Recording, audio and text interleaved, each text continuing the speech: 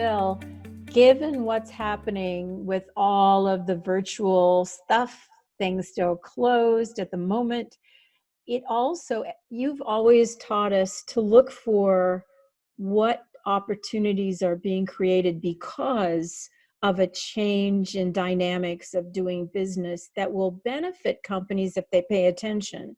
Mm-hmm. You've just talked about two companies, Apple and also Tesla, who were good at doing that, looking for what's the customer going to want that maybe it's going to be hard to deliver, but if they promise it and work hard at it, it might pay off. So what kinds of things should our students be thinking about when they look for what will people in the future be looking for and might they need that they should pay attention to whenever they look for opportunity? Mm-hmm. Yeah. So, in terms of how the future is going to play out, I'll pretend to have a crystal ball here. One aspect of it, though, that I'm pretty confident on is that, this too shall pass. So it feels crazy now, and our lives have been dramatically upset and disrupted because of these shelter-in-place orders and because of the concern about the COVID virus. But a lot of people are saying, aha, that this is going to change the world, and going forward, everything's going to be virtual and everything's going to be remote, and that's absolutely not going to happen, right? We desperately need each other. We desperately need to get together, to see each other, to talk together, to party together. So this will pass. But having said that, we are having these experiences now that are opening our eyes to all sorts of interesting opportunities in terms of how we can do things virtually that we didn't really think about that much in the past.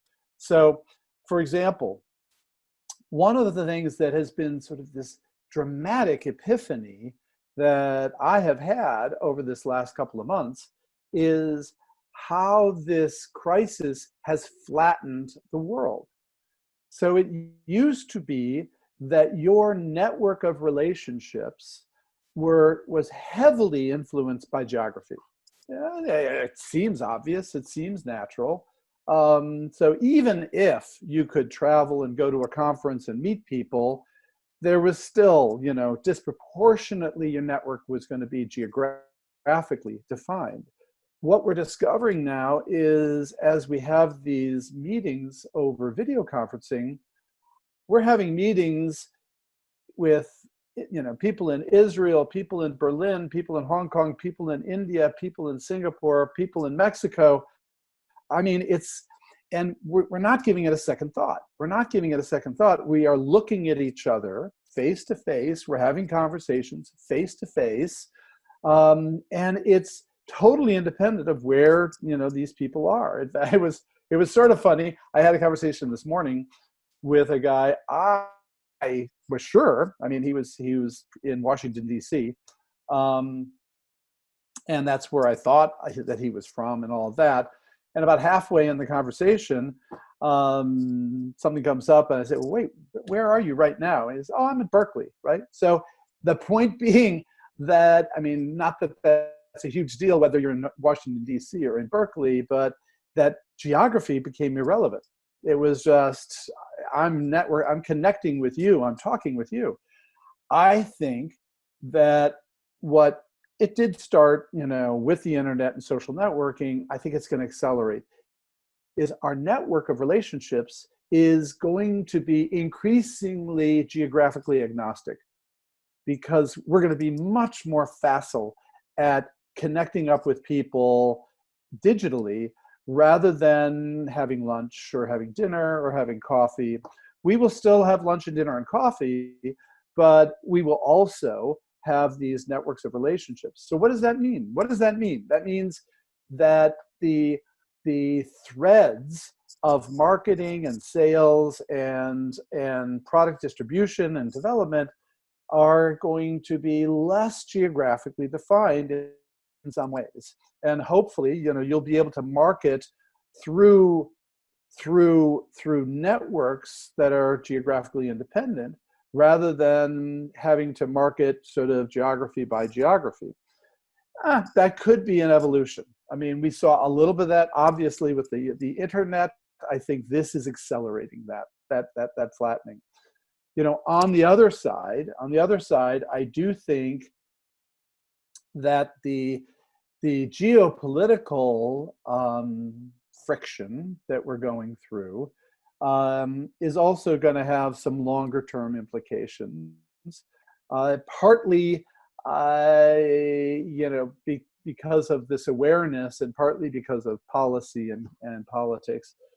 But the awareness part is that everybody in the physical goods world has discovered that supply chains are at risk from these black swan events. And so there's going to be a lot of investment and reconfiguration of supply chains and logistics because of this. And then that's just compounded with the geopolitical stuff, of which is, on the one hand, sort of political rivalries that we're seeing, and then on the other hand, sort of domestic policies that are going to favor domestic companies. So we've got these two forces that are sort of pulling in different directions. The digitization of communications and networks, which is flattening the world and making it easier to connect globally. And then the politics and the supply chain problems, which is actually is narrowing the world. And so, entrepreneurs who sort of pay attention to both may find opportunities that address this new world, in terms of, where is the opportunity, where's the pain that we can perhaps address with a new product or service. What you're saying makes me think of two things, and that is originally the relationship piece being possible across geographies.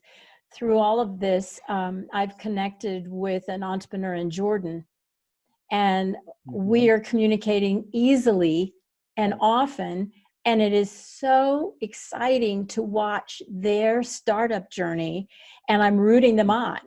And we're having this wonderful conversation about what's the difference starting up there versus here, especially since they were originally from California and living there and making a commitment to serve populations there.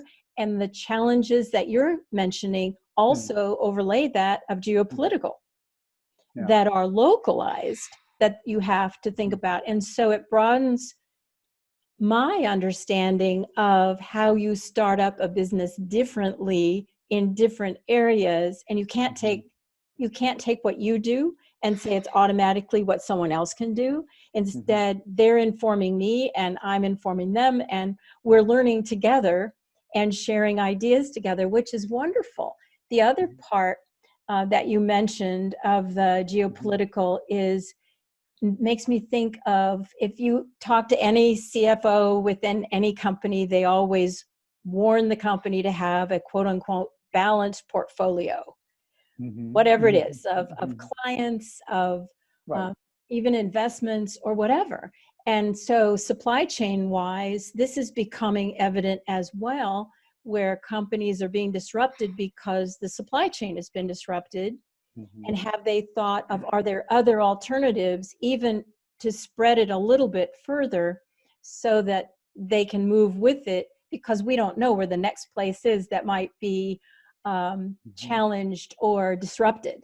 And so what you're saying is really wise, and I think it helps us continue to think, all right, this may be the case today, but what can you learn from these networks that's coming or they're seeing? Because as we see, sometimes we used to say long time ago when I was a young person that whatever was happening in New York would get to California.